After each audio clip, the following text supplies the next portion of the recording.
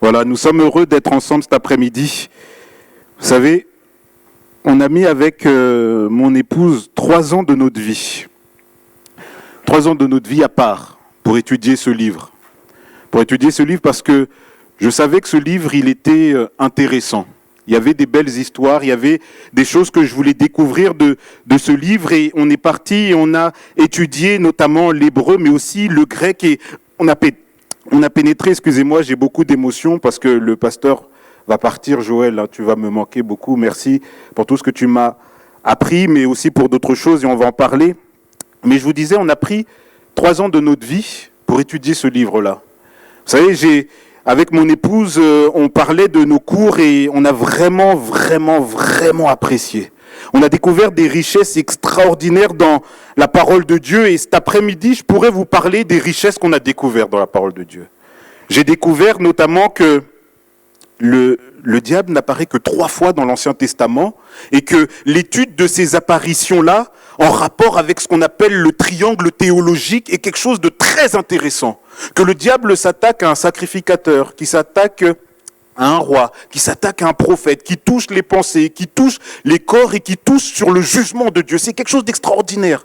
J'ai découvert aussi que la structure concentrique des 10 commandements est la même que celle de toute la Torah, est la même que celle du prophète Ésaïe, est la même que celle du prophète Jérémie, est la même que celle de tout l'Ancien Testament, est la même que celle du livre des psaumes, des choses extraordinaires. Mais s'il y a bien quelque chose qui dépasse tout ça, c'est l'œuvre que la Bible fait dans une vie. La Bible, avant d'être un livre extraordinaire, avant d'être un livre rempli d'histoire, la Bible, c'est la puissance de Dieu pour le salut de quiconque croit. Ce livre-là a le pouvoir de changer le cœur de quelqu'un. Il a le pouvoir de changer la mentalité de quelqu'un. Vous imaginez ? On était cette semaine avec 400 pasteurs et plus de 100 épouses et j'ai rencontré des gens que j'ai connus il y a 15 ans, 20 ans. Des gens qui m'ont vu quand je commençais à découvrir qui était le Seigneur. Et là, il y en a un, il a dit, mais attends, toi, Wasso, t'es ici ? T'es là ? Et j'étais avec un collègue de la fac de Jérusalem de théologie. Il me disait, non mais, il me touchait mes habits comme ça. Il dit, non mais regarde pas comment il est habillé celui-là. Il dit, je me souviens de Wasso, il avait 15 ans, il venait d'arriver à l'église et on avait organisé à l'église un week-end de jeûne. Wasso a eu l'idée de venir à ce week-end de jeûne avec ses amis à lui. Et il m'a dit, et il nous a fait vivre un cauchemar. Un cauchemar. Il passait dans les chambres, il mettait de la dentifrice sur la bouche des gens qui étaient en train de dormir. Il disait, mais Wasso, c'était quelqu'un qui nous avait vivre un cauchemar. Il se rappelait de ce rassemblement de jeunes sur Paris. On était allés avec des amis à moi. On avait menacé des gens d'un autre groupe avec des bombes lacrymogènes. Il me disait, mais lui, Wasso, c'est un malade. C'est un malade. C'est un malade. Un autre qui avait été comme un grand frère, pour moi, je le connaissais avant qu'il rencontre le Seigneur, c'était un caïd des Mureaux. Il me disait, mais Wasso, c'est un fou, c'est un voyou, c'est un voyou. Il me disait, mais gloire à Dieu, Wasso. Ça, c'est la parole de Dieu. Ça, c'est la parole de Dieu. Au-delà, vous savez, de la beauté de la Bible, au-delà de la littérature, de la poésie qui est contenue dans la Bible, il y a une puissance dans la Bible qui transforme les cœurs. La Bible transforme les cœurs. La Bible apporte des solutions à nos problèmes. Vous êtes dans l'inquiétude, vous êtes dans la peur, vous êtes dans l'angoisse. La Bible vous apporte la paix. La Bible vous apporte l'assurance. La Bible met en vous un calme extraordinaire et je vais vous parler de cette transformation que la Bible est capable de faire dans votre vie. Je ne vais pas lire énormément de versets, je vais en lire que 2. Je voulais en lire qu'un seul, mais c'est important de lire le deuxième pour comprendre. Je vais vous lire, si vous ne le trouvez pas, j'espère qu'il va être affiché. C'est dans Hébreux, chapitre 9, verset 27. Il nous dit, « Et comme il est réservé aux hommes de mourir une seule fois, après quoi vient le jugement, de même Christ qui s'est offert une seule fois, pour porter les péchés de plusieurs, apparaîtra sans péché une seconde fois à ceux qui l'attendent pour leur salut. Amen. Amen. Notre vie a beaucoup été touchée ces derniers temps par la mort. La semaine dernière, samedi à 8 heures, je recevais un coup de fil de ma belle-mère, la mère de mon épouse, qui m'apprenait que mon beau-frère était mort, Jonathan. Jonathan était mort du cancer, 41 ans. Il laisse une veuve de 32 ans, un enfant de 2 ans et un autre de 4 mois. Je suis monté en précipitation, en urgence, voir la famille, essayer de les rassurer. Et le fils de Jonathan, qui a 2 ans, ne comprenait même pas que son père était mort. Quand il voyait les gens de la famille arriver, il pensait que c'était son anniversaire. Et il chantait « Joyeux anniversaire » au milieu des gens comme ça. Et personne n'osait lui dire que son père était mort. Et je pensais à ça et j'ai été vraiment très affecté. C'est vraiment le Seigneur qui a posé sa main sur la voiture pendant tout le trajet. J'étais tout seul dans la voiture jusqu'à Paris. Dieu m'a gardé et j'étais vraiment très triste de la mort de mon beau-frère. C'était une bête de la nature. 1m92, 89 kilos de muscles. C'était vraiment quelqu'un de costaud, quelqu'un de très fort. Et je l'ai vu l'été dernier. 38 kilos il pesait. 38 kilos. 2 cancers pendant 2 ans. Il s'est marié il y a 2 ans, vous imaginez ? Il s'est marié il y a 2 ans et demi. Et quelques mois après le mariage, on a découvert un cancer en lui. Il a lutté avec des allers-retours à l'hôpital. Il n'a même pas vu son enfant qui naissait, son premier. Il n'a pas beaucoup connu aller-retour à l'hôpital. Et ensuite, ce cancer, gloire à Dieu, a été vaincu. Un deuxième cancer est arrivé. Cancer du foie. Les médecins l'ont vu trop tard et c'est ce cancer qu'il a pris. Et on était vraiment très affectés dans la famille et moi aussi. Et à un moment, je me suis rappelé que Jonathan connaissait le Seigneur. Je me suis rappelé que Jonathan, un jour dans sa vie, avait rencontré Jésus. Un jour dans sa vie, Jonathan avait compris qu'il était pécheur, il avait compris qu'il était perdu, il avait compris qu'il y a un Dieu qu'il aime, il y a un Dieu qu'il connaît, un Dieu qui a des projets pour lui, et Jonathan avait donné sa vie au Seigneur. Et quand je l'avais visité l'année dernière pendant l'été à l'hôpital, il m'avait dit « Mais Wasso, moi je vais bien. Chaque jour où j'ouvre les yeux, pour moi c'est une victoire et je sais que la vie me vient de Dieu. Chaque jour que je vis dans cette chambre d'hôpital, pour moi c'est une véritable victoire. » Et il est parti en héros. Et j'ai pensé à mon frère Jonathan quand j'ai lu ce verset, mais j'ai aussi pensé à ces 150 personnes qui n'étaient pas dans une chambre d'hôpital. Ces 150 personnes qui n'avaient pas reçu le diagnostic des médecins qui disaient « On va vous débrancher, monsieur, vous allez mourir ». Ces 150 personnes qui ont pris l'avion en Espagne et qui avaient un rendez-vous en Allemagne. Ils étaient attendus. Il y avait des gens qui les attendaient à l'aéroport. Peut-être un repas qui était prévu.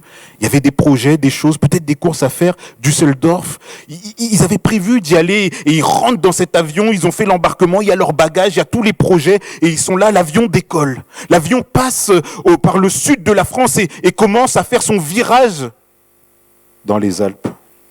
Et là, la dépression, les pensées sombres dans la tête d'un homme, la peur qui commence à s'installer, les complexes qui gagnent les pensées de quelqu'un. 150 personnes sont mortes.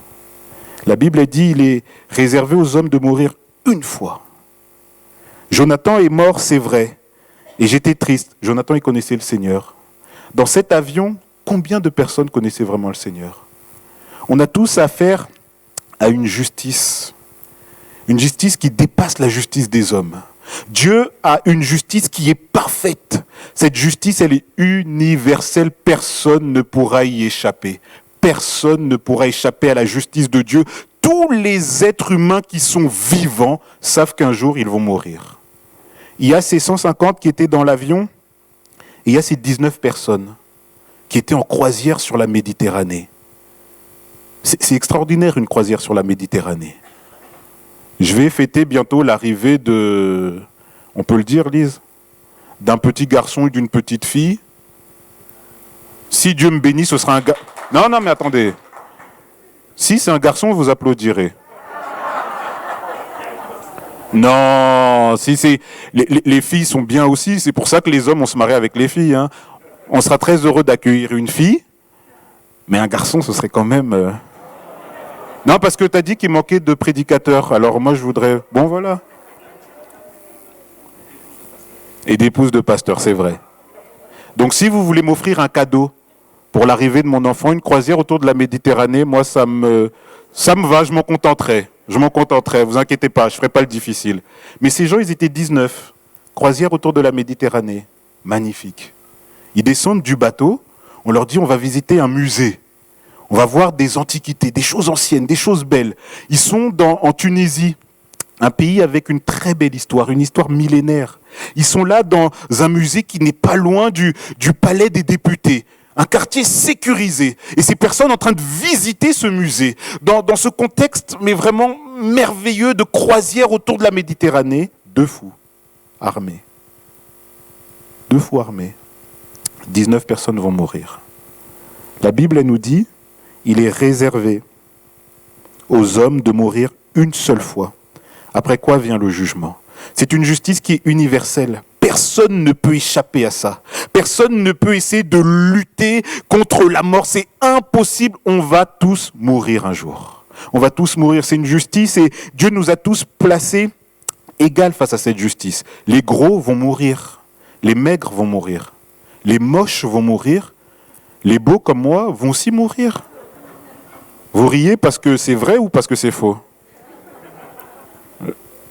Il y a des gens que je vais voir après. Les riches vont mourir. Les pauvres vont mourir. Les gens préoccupés, inquiets, vont mourir. Et les gens qui sont calmes, qui sont zen, vont mourir aussi. Les chrétiens vont mourir. Et les gens qui ne sont pas chrétiens vont mourir aussi. Dieu a fait quelque chose de parfait au niveau de la justice. Tout le monde est logé à la même enseigne. Tout le monde va un jour mourir et Dieu a placé ce jour inconnu des hommes. On ne sait pas quand est-ce que ce jour va arriver. On ne sait pas quand est-ce qu'on va mourir. On ne sait pas quel jour on va passer de cette vie où on est avec les gens, on bouge, on espère, on parle, on a des projets, on vit, on ressent des choses, au jour où on est allongé. On ne sait pas. Mais la Bible, elle nous dit une chose. Il est réservé aux hommes de mourir une seule fois. Après quoi vient un jugement. Parce que si c'est un jugement qui est universel, c'est aussi un jugement, c'est aussi une justice qui a une portée éternelle. Éternelle. Et Dieu a voulu aider les hommes. Dieu a voulu aider les hommes et il a mis en nous les pensées de l'éternité. Il a voulu qu'on sache qu'il y a une justice qui dépasse celle des hommes. Il a mis en nous les pensées de l'éternité. Dans toutes les civilisations, dans tous les pays, dans tous les continents, dans toutes les peuplades qui sont sur cette terre, il y a une pensée de l'éternité. Tous, lorsque quelqu'un est mort, essayent d'honorer. Tous, et quels que soient les temps, quels que soient les âges, il n'y a jamais une civilisation qui a dit, mais un homme est mort, on va le laisser mourir. On va le laisser par terre, il va être mangé par des oiseaux, il va être mangé par des bêtes sauvages, on n'en a rien à faire. Dans toutes les cultures, on enterre quelqu'un, on prend soin du cadavre, parce qu'il y a une pensée en nous. Dieu a voulu nous prévenir, Dieu n'a pas voulu nous surprendre, c'est vrai. C'est vrai qu'on ne sait pas quel jour, mais Dieu a mis en nous les pensées de l'éternité. Dieu a mis en nous cette idée qu'il y a quelque chose qui dépasse la vie ici-bas. Il y a quelque chose de plus grand que ce que l'on voit. Il y a quelque chose après. Dieu a mis en nous, il nous a aidés, Dieu. Il nous a aidés, il a mis en chacun d'entre nous. Il n'y a pas des gens qui l'ont et d'autres qui ne l'ont pas. Il a mis en chacun d'entre nous les pensées de l'éternité. Dieu a mis en chacun d'entre nous les pensées de l'éternité. Et le diable, et cette pensée avait été donnée pendant le congrès, le diable se tue à combattre cette idée-là. Le diable essaie de nous dire il n'y a rien après la mort. Le diable essaie de combattre la pensée de l'éternité qui est en nous. L'homme essaie de penser, essaie de s'élever et dire mais il y a peut-être quelque chose après la mort. Il y a peut-être quelqu'un de plus grand que les hommes, quelqu'un de plus puissant. Et le diable se tue. Le diable essaie tous les moyens pour essayer de combattre cette idée-là. Dieu avait prévenu les hommes. Il a mis en nous les pensées de l'éternité pour qu'on puisse réfléchir à ce jugement, pour qu'on puisse réfléchir à cette justice, pour que nos pensées puissent essayer de s'élever un peu de notre petit quotidien, de notre petit train-train, de nos petites ambitions, de nos petits combats, nous dire mais il y a quelque chose de plus grand, il y a une conséquence à tout ce que tu fais. Dieu a mis en nous les pensées de l'éternité, parce que Dieu savait que dans sa justice, il était réservé aux hommes de mourir une seule fois, après quoi venait un jugement. Dieu a mis en nous les pensées de l'éternité, Et Dieu a voulu aider les hommes. Il a voulu aider les hommes. Qui dit justice dit des bonnes choses et dit des mauvaises choses. Et Dieu a mis en chacun d'entre nous quelque chose qu'on appelle la conscience. Je ne sais pas si vous savez, vous avez une conscience. Dites-moi si vous connaissez un peuple sur cette terre qui ne sait pas que prendre quelque chose qui ne lui appartient pas est mauvais. Dites-moi si vous connaissez une culture, une civilisation qui dit que prendre la vie de quelqu'un est bien. C'est universel à tous les hommes. Dieu a mis en nous cette conscience qu'il existe des choses qui sont bien et des choses qui sont mal. Et un jour, il y a le Saint-Esprit qui vient nous aider. Parce que cette conscience, elle est insuffisante pour nous sauver. Elle nous fait dire, bon, il y a quelque chose de bien, il y a quelque chose de mal. Mais nous, on est bien souvent tentés, poussés à faire ce qui est mal. Et un jour, vous entendez le message de l'Évangile. Un jour, vous entendez un chant qui parle de l'Évangile. Un jour, vous êtes poussé à vous tourner vers quelqu'un et il y a l'Esprit de Dieu qui vient réveiller cette conscience et qui vient vous montrer que non seulement c'est mal, mais en plus ça fait du mal à Dieu. Et c'est ce qui s'est passé dans la vie de beaucoup d'entre nous. Je marchais et je commençais à voir qu'il y avait des choses qui étaient mal dans ma vie. Mais je me dis, je n'avais pas du tout de vision qui allait au-delà. Je me disais, c'est mal, c'est vrai, il faut que j'arrête. Et un jour, le Saint-Esprit est venu me faire comprendre que c'était mal parce que ça blessait le cœur d'un Dieu tout-puissant, d'un Dieu d'amour, d'un Dieu qui m'a aimé. Et aujourd'hui, bien plus que vous dire, il y a des choses qui sont mal, il y a des choses qui sont bien, je veux vous dire, il y a des choses qui affectent le cœur de Dieu. Mépriser Dieu. Ne pas prendre garde à Dieu, ne pas écouter ce que Dieu dit, faire comme si Dieu n'existait pas, comme si Dieu ne vous avait pas aimé, mépriser la personne de Dieu, mépriser les appels de Dieu, mépriser la présence de Dieu, tout ça affecte et touche le cœur de Dieu. Et un jour, le Saint-Esprit vient au secours de notre conscience. Le Saint-Esprit vient et nous aide. Et notre conscience, plus que nous dire ça c'est mal, ça c'est bien, elle nous dit tu as fait du mal à Dieu. Et c'est pas pour nous accuser, parce que Dieu veut qu'on évite le jugement. Alors, le Saint-Esprit vient, nous fait comprendre que ça a touché, ça fait du mal au cœur de Dieu. Et le Saint-Esprit nous dit, mais tu ne pourras pas de toi-même essayer d'échapper à cette justice-là. Alors fais confiance à quelqu'un qui s'appelle Jésus. Jésus, il est venu pour qu'on puisse échapper à cette justice qui est universelle.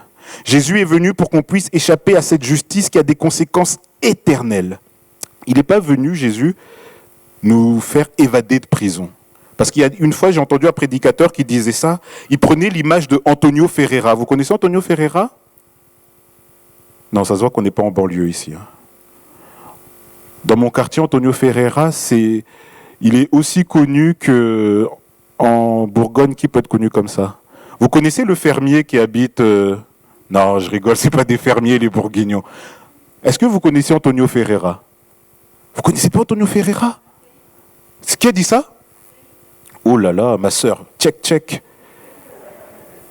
C'est un caïd, qu'est-ce qu'il a fait? Ouais. Très grave. C'est un caïd des caïds. Il est respecté en banlieue, pour des choses mauvaises. Il a braqué des banques et il a été évadé. Il s'est évadé plusieurs fois de prison. Et notamment ce fait d'armes qui l'a rendu très célèbre dans mon quartier, c'est ses amis qui sont venus avec un lance-roquette, le délivrer de la prison. Et Antonio Ferreira et ce prédicateur prenaient l'exemple d'Antonio Ferreira et disaient oui, Jésus nous a délivrés de la prison. Mais c'est pas ça que Jésus l'a fait. Jésus n'est pas venu nous faire évader de la justice de Dieu. Jésus n'a pas cassé le mur de la prison dans laquelle on était enfermé et nous faire évader. C'est pas ça que Jésus a fait. Jésus est venu subir le jugement, la condamnation qui faisait qu'on était enfermés. C'est ça que Jésus a fait. Il a fait bien plus grand que nous évader. Il a payé la dette que nous avions. C'est tout. C'est tout. C'est tout. C'est tout. Vous avez grandi dans des familles sans dette. Moi, j'ai grandi dans une famille avec des dettes. Je peux vous dire, c'est difficile. Quelqu'un qui s'est évadé de prison, il est libre, mais il vit en cavale. Il sait qu'il doit toujours se cacher. Il sait qu'il doit toujours faire attention parce qu'il a toujours des comptes à rendre à la justice. Jésus n'est pas venu nous faire évader de la prison. Jésus n'est pas venu nous soustraire à la justice de Dieu. Jésus est venu pour payer notre dette. Non. Jésus est venu pour payer notre dette. Il a payé notre dette, nos pensées, nos actes. On était tributaires envers Dieu. On devait des choses à Dieu. Et la justice de Dieu, elle est universelle. On devait tous un jour payer pour ça. On devait tous un jour être condamnés pour ça. On devait tous un jour être jugés par Dieu pour ça. Jésus est venu et il a payé à notre place. Il a payé à notre place. Tout ce que votre conscience vous montre, ça c'est mauvais, ça c'est pas bien. Jésus est venu. Jésus est venu. Jésus est venu payer, rembourser à Dieu toutes ces mauvaises choses. Jésus est venu faire ça. Il est venu faire ça. Et pour faire ça, pour payer cette dette, Jésus devait il devait marcher de la manière la plus droite possible, se soumettre à la loi la plus exigeante possible. Dieu a une exigence morale qui est trop élevée pour nous. Nous, on condamne souvent les actes. Et quelqu'un qui ment, on dit c'est un menteur. Mais Jésus, il dit, mais pour Dieu, si tu penses le mensonge déjà, tu es un menteur. Nous, on condamne les gens qui tuent, qui blessent et qui causent la mort. Et on dit, ça, c'est des meurtriers. Jésus, il dit, si tu détestes ton frère, tu es déjà un meurtrier. Ça, c'est la justice de Dieu. Une justice qui a des exigences trop élevées. Et Jésus est venu obéir à toute cette justice. C'était le seul moyen pour pouvoir payer complètement notre dette, nous soustraire à cette justice-là pour nous empêcher de subir la condamnation, le jugement de cette justice universelle. Jésus a dû obéir parfaitement aux règles les plus strictes de Dieu. Il a dû ne jamais avoir une seule mauvaise pensée de sa vie. Chaque seconde, il a dû lutter contre les influences négatives, contre les pensées de l'adversaire qui essaie de pénétrer en lui, contre les tentations. Il a dû ne jamais regarder une fille avec un désir. Jamais Jésus il a dû faire ça. Jamais Jésus a dû avoir envie de prendre quelque chose qui n'était à lui. Jamais il a dû avoir envie de faire ça. Jamais il a dû avoir envie de profiter des gens. Jamais Jésus. Jamais il a dû pouvoir être violent, répondre. Jamais Jésus. Jamais. Jésus a dû se soumettre à la loi la plus stricte, à la loi la plus belle, la loi la plus juste, à la loi la plus dure. Jésus a dû se soumettre. C'était le seul moyen. Le seul moyen pour qu'un jour, on puisse dire, nous sommes justifiés. Cette justice qui était universelle, on va tous mourir un jour. Cette justice qui a des conséquences éternelles, c'était pour l'éternité qu'on était condamné. Pour l'éternité qu'on allait vivre dans un sentiment d'angoisse, de peur, de frustration, de blessure, de souffrance, de peine. Pour toujours, on devait vivre comme ça. Vous savez, les moments où vous êtes en pleine déprime, où rien ne va, vous voulez être tout seul, vous vous sentez malheureux, vous vous sentez triste, vous vous sentez nul, pas beau, détesté de tous, vous vous sentez vraiment abandonné de tout le monde. L'enfer, c'est 10 000 fois plus, 1 milliard de fois plus. Et on devait vivre dans cet état pour l'éternité. Pour l'éternité. Jésus est venu et il a payé. Il a dit, moi je donne ma vie.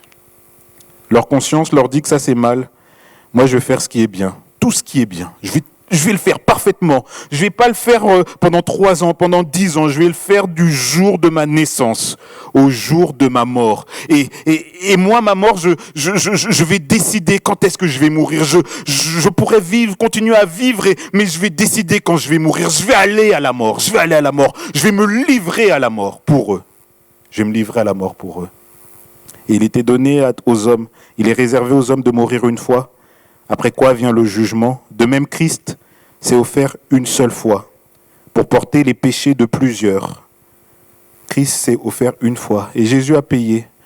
Il a donné sa vie et son sacrifice est tellement parfait qu'il suffit à lui tout seul Ce sacrifice suffit pour que tous les êtres humains puissent être pardonnés. À lui tout seul, Jésus, en une fois, il a réglé le problème de toute l'histoire, de toute l'humanité. Il a réglé à lui tout seul le problème. Ah mais non, mais... Ils ont un problème. C'est pour ça que tu pars en Israël, en fait. Hein. Et moi, je vais rester 1 an encore avec eux.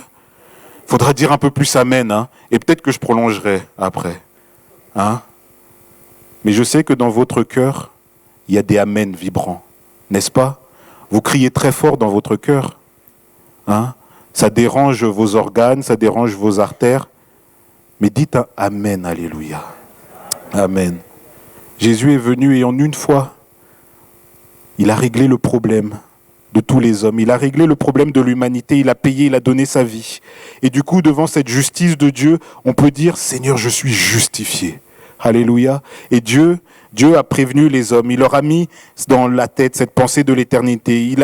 Il vous a prévenu qu'il y avait une justice. Il vous a prévenu qu'il y avait du bien, il y avait du mal. Il a donné le Saint-Esprit pour vous aider à faire et à croire que Jésus pouvait vous délivrer de la condamnation, vous délivrer de ce jugement. Et la Bible a dit quelque chose de terrible. Elle nous dit, mais celui qui croit,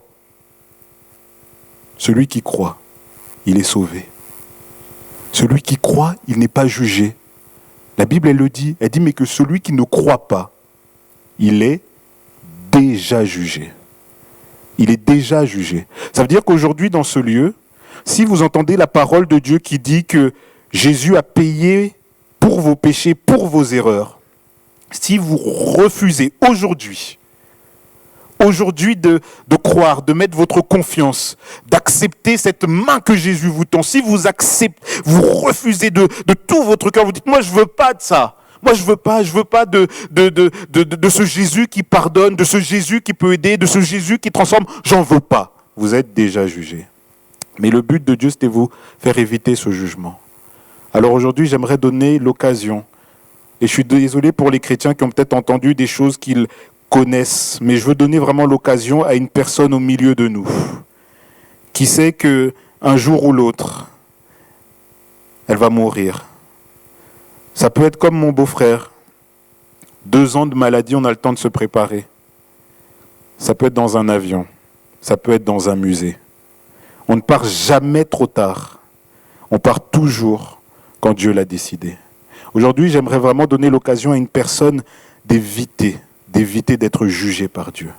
Il y a un seul moyen, c'est croire en Jésus. On va incliner nos têtes. Et j'aimerais faire un appel et j'aimerais demander à une personne s'il y a quelqu'un qui sent la condamnation, s'il y a quelqu'un qui n'a pas la paix avec sa vie, qui sent le poids, la culpabilité de toutes ces mauvaises pensées, de tous ces actes, quelqu'un qui sent le poids de toutes ces erreurs et qui dit « mais j'aimerais bien m'en débarrasser ». S'il y a quelqu'un qui n'a pas la paix avec le jour de sa mort, quelqu'un qui n'est pas rassuré avec l'heure de son départ, et quelqu'un qui voudrait partir en paix, peu importe quand, que ce soit aujourd'hui ou dans 10 ans, mais qui dit, moi je ne veux pas être inquiet de la mort, et je veux que le jour où mes yeux vont se fermer, mon cœur soit dans la paix. J'aimerais donner l'occasion à cette personne de lever la main. Lever la main pour dire, je crois en Jésus. Je crois en Jésus qui est mort pour mes péchés. Je crois en Jésus qui pardonne mes fautes. Je crois en Jésus qui me donne l'assurance du salut. Alléluia.